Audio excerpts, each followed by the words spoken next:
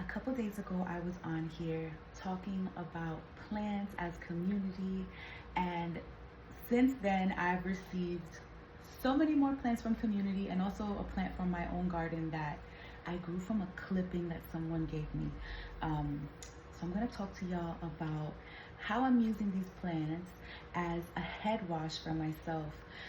In the last video, I explained that I've been having a hard time sleeping. Like, my body's really tired, but my mind is still, racing, thinking about the things I have to do tomorrow, thinking about all of the things lifing.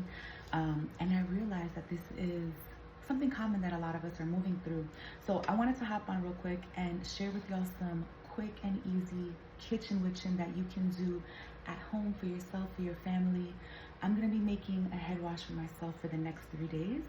And I'll talk to you a little bit about these herbs because right now these are abundantly growing everywhere, whether it's a friend's garden or your local farmer's market. You could pick these up at the supermarket. You can find these herbs everywhere.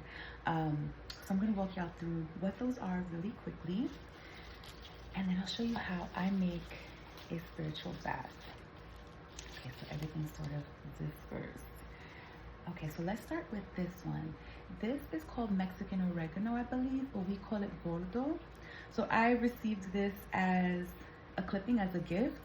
And this is actually part of one stem. Like, I actually got it, I think, last September, and it was this long, like OD. In the candomblé tradition, Bordeaux is used really frequently with herbs. This helps to remove any stagnant energy, any heavy energy that's residing in the body or in the mind. Helps to just like clear that away, wash it away, of course, with the spiritual conduit that is water. Next, we have sage. This was gifted to me from Jocelyn from the Curly Vegan. This is from her garden, so I'm even more appreciative to have, a friend's love and energy and her daughter's love and energy, like, all in these leaves. As you know, sage is a heavy cleanser. I don't often burn sage, but I do love to do a baño with it, love to do a energetic sweep. This is another plant that's going to help clear mental stagnation, clear any blockages. If you're using it as a baño as well, it's going to help clear up any places in your body that you're storing tense energy or energy that's ready to be released. Then we have some basil, and I've got basil from my neighbor, the one that I was talking to y'all about a few days ago, and basil from Jocelyn's garden as well. This is probably one of the plants that I use the most for baños. This is amazing this is all you got, whether it's dried or it's fresh. This is a beautiful plant, and it works on both the dense side as well as the sweeter side, just as a shadow side, a light side, dense, light, however you want to call it. This is an amazing plant for opening the roads. Again, that energy of clearing, of moving. This is also an herb that's going to bring sweetness to your body, that's going to bring blessings, that's going to call in abundance.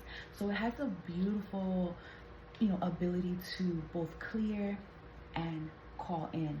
And it's, again, something that you can use when it's all that you have. This is amazing with just a little Florida water, a little cascarilla if you got it, or just some prayers and some water. And then lastly, we have some peppermint. It's also from my neighbor. So I've been watching this peppermint grow all season. Peppermint is the herb for mental clarity. I mean, even like pinching the leaves and smelling those like volatile oils, automatically I feel brighter, my eyes feel more clear, my mental feels more clear. I love using these in specifically head washes. This is an herb of Obatala, who calls in a cool mind, really thinking from a place of discernment, from calling in your inner wisdom. So again, as I'm making this head wash, it's going to be super helpful for me to rely on this ally of peppermint. And again, it's something that is available widely, a lot of places we can access it. So what I do to create my baño, I already said some prayers and set intentions into my water. I'm using my macumba pot. That's what we call it. This is the pot that everybody's baño gets made in my house. So I'm gonna take a moment to say a prayer over my plants, over my bunzel, and then I'm gonna start taking each leaf off and putting them in the water, and then I'll be breaking the water apart. Breaking the leaves apart, getting all the essence, all the ashe really into this water, and I'll walk y'all through that process as well.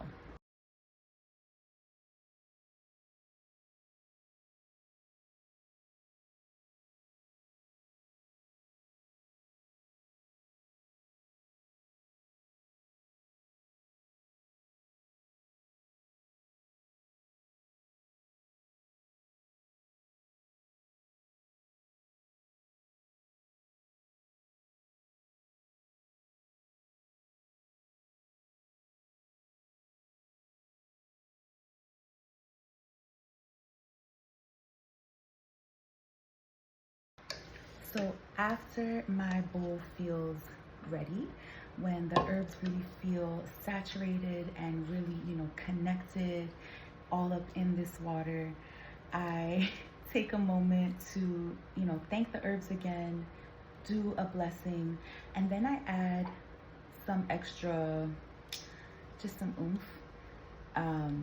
I like to add a bit of alma de flor. This is our version of Florida water. Right, and then I'm also going to add some cascarilla.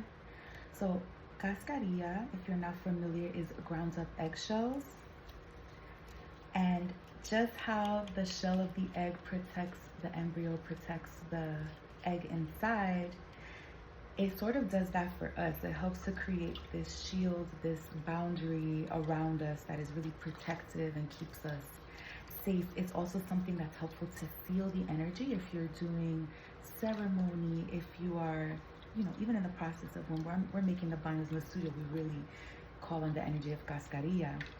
So I'll take a moment, after this and bless it a bit more, talk to the water, really program the water. Please remember that water is one of the most spiritual conduits that we get to interact with. We have so much water in our own bodies. So really speaking over your water, it captures that energy. Speaking your prayers over the water, it is capturing your intentions. It is capturing your manifestations. So take your time, be really, speak away the things that you're hoping to clear and make room for.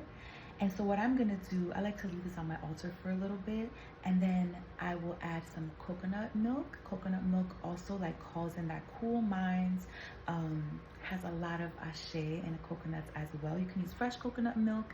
I'm gonna be using regular coconut milk because that's what I have on hand today. And then, if you're a person who practices with flower essences, gem essences, anything of that sort, this is a beautiful base to add and create this ritual for yourself. And I'll be using this again for the next 3 days. At the end of the day, after my shower, allowing that water to go over my ori and clear my mind. And then I'll be wrapping my head up and sleeping. And yeah, if you want more information, we'll be talking a lot about this fall. We have some upcoming workshops, and that include meditations, prayers, more herbs and flowers. Yeah, we'll be going really in depth about it. So definitely stay tuned. But I really hope that this was helpful. And yeah, let me know if y'all use this recipe, maybe what you use in your head washes, all the things. So thank you so much. Have a great one. Bye.